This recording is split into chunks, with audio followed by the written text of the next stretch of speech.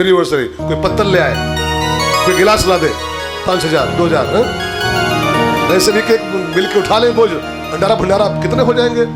25 भंडारा हो जाएंगे। लेकिन लग जाओ तब तो ना, लगो तब होगा। लगना पड़ता है, तैनात होना पड़ता है। आप रहे मत की रखवाली, पूरा हो गया। बारिश सुबह मारे गए, मारिच फेंका गया और सुबह मारा गया, तड़का मारी गई और यज्ञ पूरा हुआ। विश्वामित्र का यज्ञ समाप्त ही हुआ था, बस पूर्णाहुति हो रही थी, भंडारा हो रहा था। उसी दिन जनकपुर से एक न्योता आ गया। जनकपुर बिहार में पड़ता है, जानकी जी का जो बिहार में है कि नेपाल में? अब नेपाल में, पहले बिहार में था। पहले नेपाल नहीं था, नेपाल इंडियन था पहले। तो अब तो नेपाल में एक और खूब खुराफात चल रही है। वो कह रहा है कि राम जन्मभूमि भी यही है, जाओ। अयोध्या में नहीं है हमारे। बिहार से न्योता आ गया, जनकपुर से, बिहार से, बिहार में ही, कि गुरुजी हमारी बेटी की शादी है, सीता जी की। जनक जी की चिट्ठी आई, हमारी बेटी का स्वयंवर है, धनुष यज्ञ के माध्यम से, और आप गुरुजी आप पधारोगे शिष्यों के साथ, हमारी बेटी को आपका आशीष मिलेगा, तो हमारी बेटी का दाम्पत्य जीवन बड़ा प्यारा हो जाएगा। तो मेरी इच्छा है कि आप अवश्य आओ। तो न्योता जब विश्वामित्र जी पढ़े चिट्ठी, तब राम जी से बोले, भैया राम जी, आपके आने से एक यज्ञ तो पूरा हो गया। आप आए तो एक यज्ञ तो आज पूरा हो रहा है, लेकिन एक यज्ञ भी ये और होना है, और ये यज्ञ भी बहुत दिन से चल रहा है, रुका पड़ा है। और मुझे पूरा विश्वास है कि जैसे आपके आने से ये यज्ञ पूरा हुआ है, मेरा वाला यज्ञ, ऐसे आपके जाने से ही वो यज्ञ पूरा होगा। जब तक आप नहीं जाओगे जनकपुर, वो यज्ञ भी पूरा नहीं हो पाएगा। तो चलो, जब यज्ञ पूरा करने ही निकले हो घर से, तो ये यज्ञ ये भी निपटा दिया। जनक जी बहुत परेशान हो रहे हैं, कई दिन से यज्ञ चल रहा उनका है, महीनों से, कोई धनुष नहीं तोड़ पा रहा है। चलो उसको भी निपटाया जाए। गोस्वामी जी कहते हैं, धनुष यज्ञ सुनि रघुकुल नाथा, हर्ष करे मुनि भर चेता। धनुष यज्ञ सुनि रघुकुल नाथा, हर्ष करे मुनि भर चेता। आश्रम सीख मधुमारी, सब ब्रज जीव जंतु कहलाए। आश्रम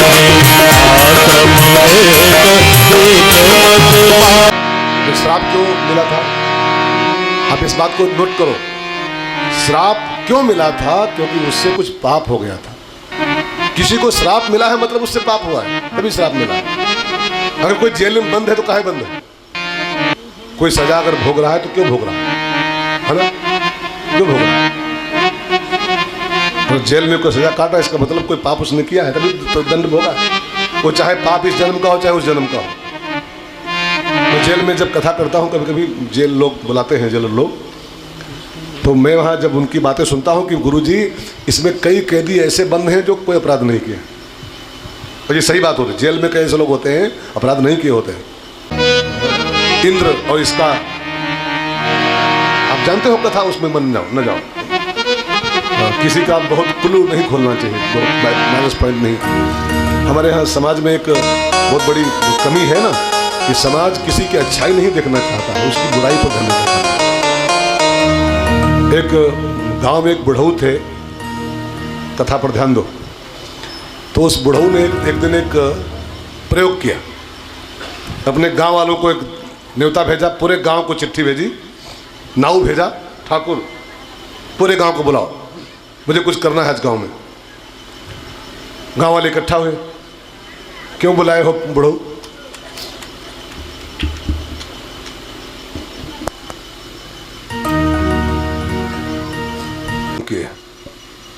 कितने आश्रम, कितनी गौशालाएं, कितने अस्पताल, कितने विद्यालय, कितने भंडारे, कितनों का नशा पत्ती, कितनों की दारू छुड़ा दिया, कितनों के हाथ माला थमा दिया, करोड़ों हाथों में।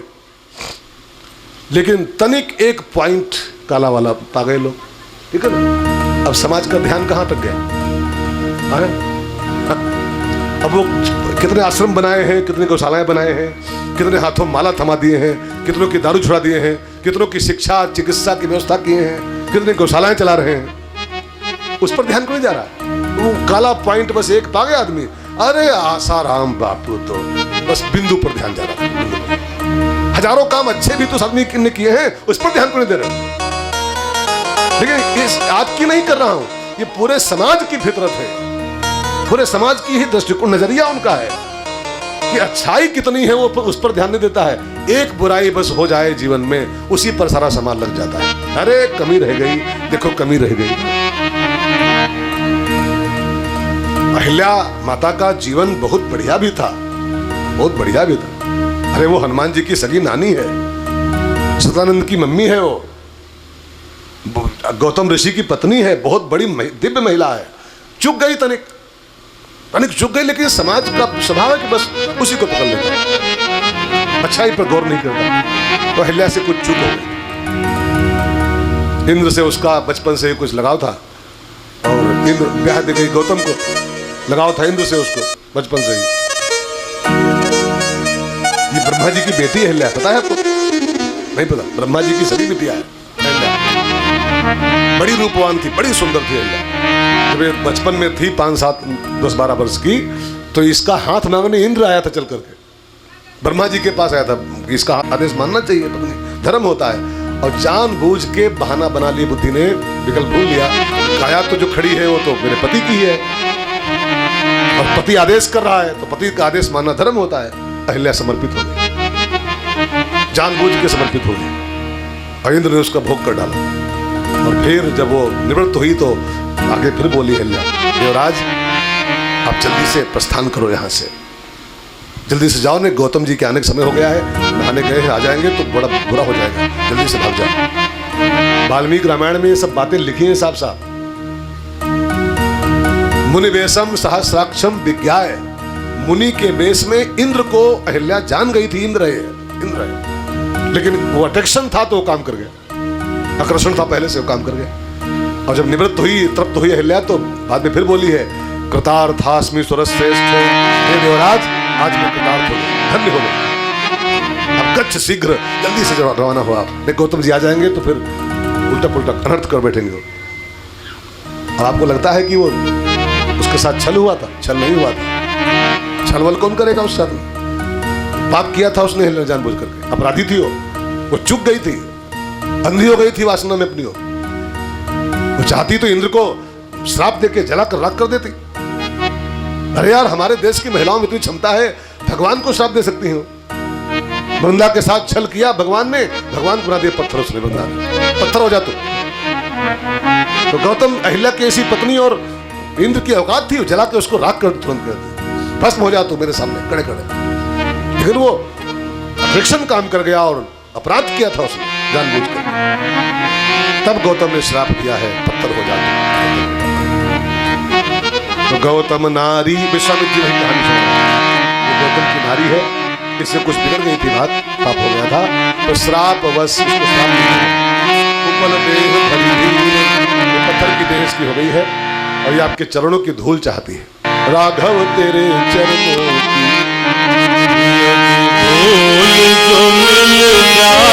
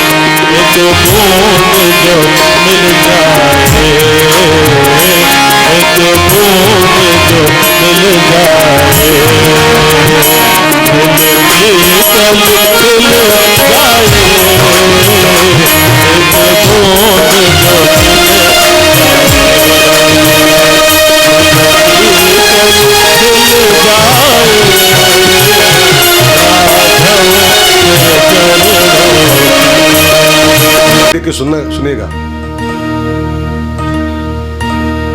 कोई डॉक्टर का अस्पताल हो, उसमें कोई डाकू की गोली लगी हो और वो भर्ती होने आए, तो डॉक्टर का फर्ज वहां कहता है कि बाद में हिसाब किताब सब देखना कि डाकू है कि साधु है, कौन है कि कौन है, वो सब बात की बातें। पहले उसका फर्ज है कि अपना जो जितना उसको आता है उसका इलाज करते हैं, ठीक है ना। वही राम जी से विश्वामित्र ने कहा, इसका हिसाब मत लगाना कि क्या की है क्या नहीं की है, इसका अपराध क्या है, गलती क्या है, सब छोड़ो, सब छोड़ो।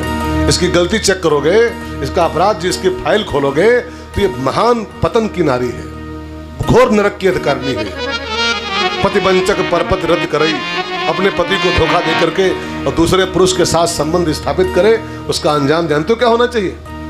रौरव नरक जन्म सत परई, 100 जन्मों तक रौरव नरक की यात्रा उसकी होती है ऐसी नारी।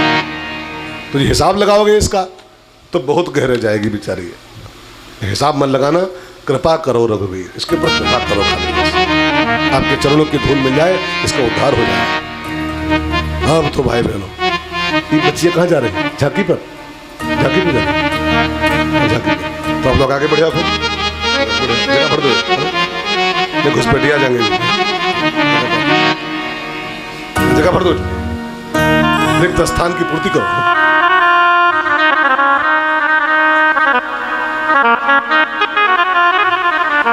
अभी झांकी बेटा 1 घंटा है लगभग, झांकी 1 घंटे अभी करेगा, 7 बजने वाला है, 1 घंटा मेरे पास है। अभी राम जी की शादी का अभी तो जनकपुर नहीं पहुंचे हैं। तो भगवान विश्वामित्र जी ने कहा, कृपा करो, हिसाब नहीं करना, जजमेंट नहीं करना, कृपा करना है। कृपा करो रघुवीर। राम जी ने मुस्कुराते हुए कहा, कृपा नहीं करना है हमको अपना कर्जा उतारना है इसके साथ। परसत पद पावन सावन प्रगट भई तप पुंज सही, परसत पद पावन शोक न सावन प्रगट भई तप पुंज सही,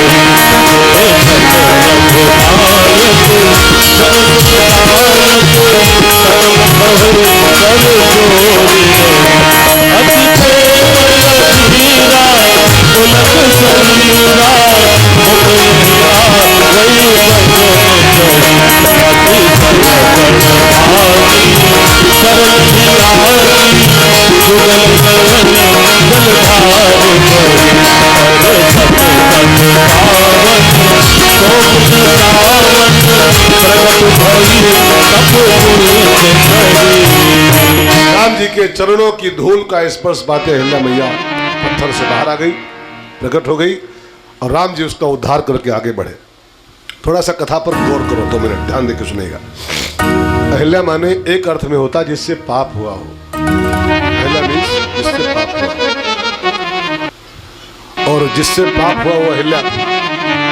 तो इस अर्थ के मुताबिक हम सब अहिल्या ही, हम सब अहिल्या। बस प्रॉब्लम क्या है कि अभी तक हमारा अपराध समाज जान नहीं पाया, पकड़े नहीं गए हो बस खाली। बाकी दुनिया में पाप कौन नहीं करता है, पाप कौन नहीं करता। एक जेल में विनोबा जी बोलने गए कैदियों के सामने, विनोबा भावे। तो विनोबा जी ने कैदियों के सामने एक बड़ी बढ़िया बात बोली, सुंदर बात। उन्होंने कहा, अपराधी तुम लोग भी हो और अपराधी हम भी हैं, लेकिन फर्क क्या है कि तुम पकड़े गए हो और हम अभी तक पकड़े नहीं गए, बस इतने खाली अंतर। तुम पुलिस के हत्थे लग गए हो, तुम जेल पहुंच गए, पाप तो करते रहते। बस 2 काम अहिल्या माता ने किए थे, वही 2 काम कर लो, जैसे उसको उतार दिए थे हमको आपको उतार देंगे राम जी। कौन कौन 2 काम? एक, जब अहिल्या से वो गलती हुई ना, जब उससे अपराध हो गया वो, तो लिखा है रामायण में कि जब गौतम ऋषि वापस आए नहा करके, तो अहिल्या, इंद्र तो भाग गया तुरंत ही देखते ही। अहिल्या माता ने पांव पकड़ लिए अपने पति के और बोली कि स्वामी मुझसे गलती हो गई है, मैं कामांध हो गई थी, इंद्र में मेरा पहले से था और मैं उसको देख के अपने को रोक नहीं पाई, अब मुझसे अपराध हो गया है। पहला काम करना है, पाप तो होते रहते हैं लोगों से, लेकिन अहिल्या ने पहला काम क्या किया, अपने अपराध को कबूल कर लिया, उसने स्वीकार कर लिया। अपराध को अगर स्वीकार करने का भाव आ जाए, अपराध कबूल कर लिया जाए, तो भगवान उद्धार करने में फिर देर नहीं करते। हमारा आपका उद्धार क्यों नहीं हो पा रहा है? हम आप अपराध को मूंदना चाहते हैं, उसको छिपाना चाहते हैं, गलती भी करते हैं, फिर सोचते हैं कोई जान न पावे, कोई जान न पावे, जान न पावे तो बच नहीं गया, उस पर लगता है जीएसटी 28% का। अब इतना बड़ा पेमेंट उसका लास्ट में आता है कि कई जन्म तक भोगना पड़ता है, कई जन्मों तक। इसलिए पाप मिटाने का, उद्धार होने का सबसे पहला उपाय यह है कि मुझसे पाप हो गया है, इस बात को कबूल करने में देर मत करो। जितना जल्दी कबूल कर लोगे आप, उतनी शीघ्र आपके उद्धार का रास्ता खुल जाएगा, उतनी शीघ्र। और दूसरा काम अहिल्या माता ने क्या किया मालूम?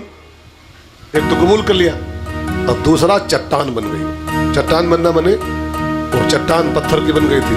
चट्टान बनने का अर्थ होने लगाना है कि खाली पत्थर बन गई थी वो। चट्टान बनने का अर्थ होता है संकल्प कर लेना, मजबूत संकल्प कि जो हो गया वो हो गया, आज के बाद अब अपराध नहीं होगा।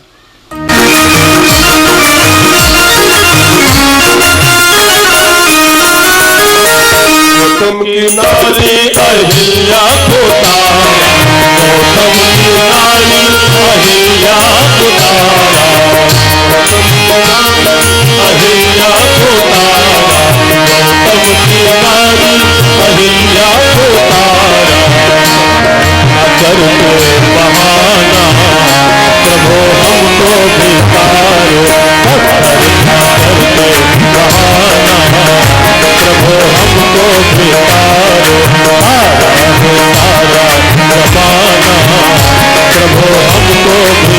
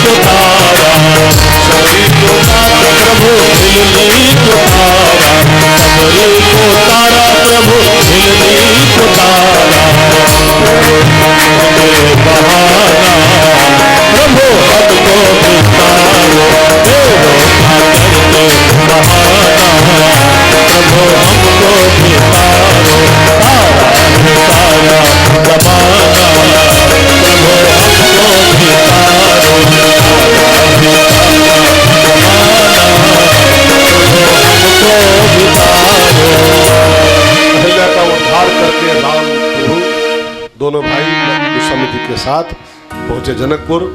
जनक ने दोनों भाइयों के साथ गुरु जी का दिव्य स्वागत किया, महल में उनको आसन दिलाया, महल में रखा, रात्रि विश्राम सब लोगों ने किया, कुछ कंदमूल फल खाए रात को। फुलवाड़ी का टॉपिक नहीं आता। जो जानकी और राम मिले हैं शादी के पहले, वो फूल लेने गए थे वहाँ, ये कथा किसी रामायण में है ही नहीं, न वाल्मीकि में, न आनंद, किसी रामायण में नहीं। ये तुलसी की स्पेशल रचना है।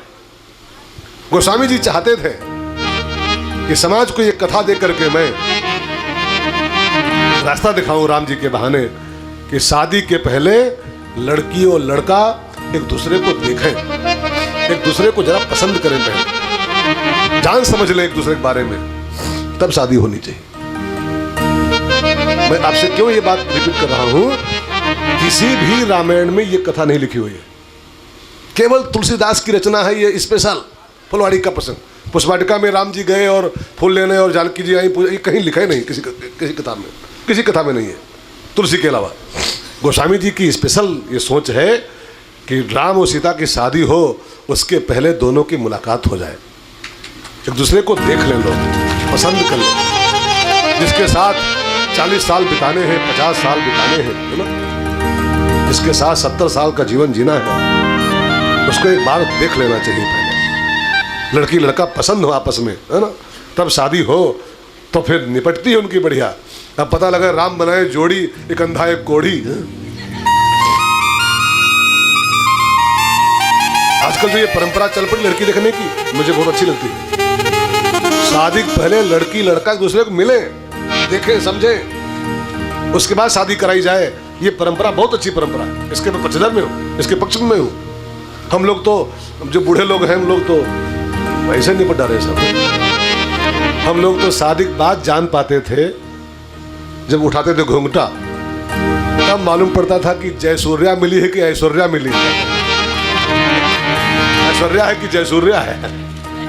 तो शादी के बाद जान पाते थे हम लोग। आजकल के छोरा छोरी बहुत होशियार हैं, हाँ, कि शादी पहले जान लेते हैं कि कैसी मिलने वाली है। हम लोग जान पाए शादी के बाद, जब मुलाकात हुई तब मालूम पड़ा कि लंका वाला जयसूर्या है कि ऐश्वर्या राय है। फिर निपट डालते हैं हम लोग, निपट लिए किसी प्रकार, अब तो निपट गया सब।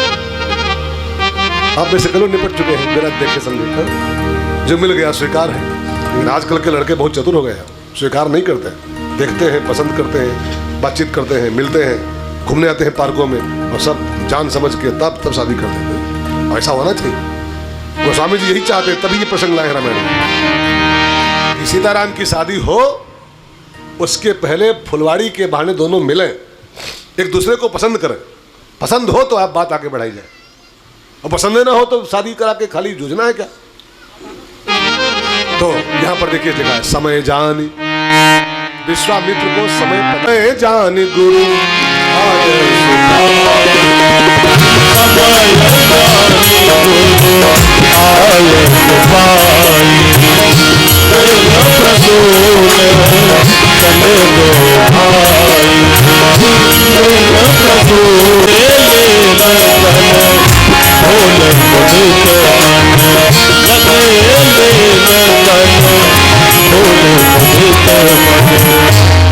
राम जी फुलवाड़ी में आए, मालियों से परमिशन लिया। माली जो थे उस बगिया के, उनसे पूछा, और मालियों के परमिशन लेकर के भगवान बगिया में प्रवेश किए। और लिखा है, लगे लेन दल फूल मुदित मन। क्या लिखा है? लगे लेन। राम जी फूल तोड़ नहीं रहे। राम जी ने किसी फूल से, किसी पेड़ से फूल तोड़ा नहीं है। लिखा लगे लेन, फूल लेना शुरू किया राम जी ने। धरती से पैदा हुई, उसकी माँ धरती है, ठीक है ना। और पेड़ पौधे भी धरती से पैदा होते हैं।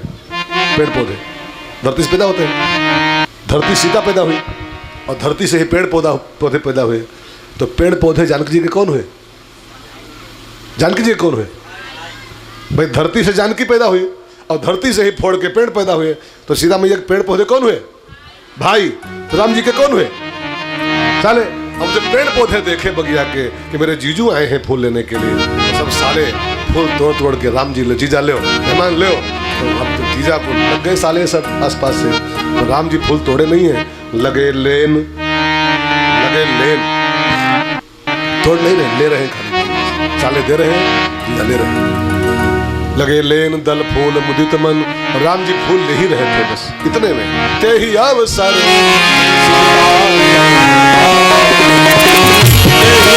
अवसर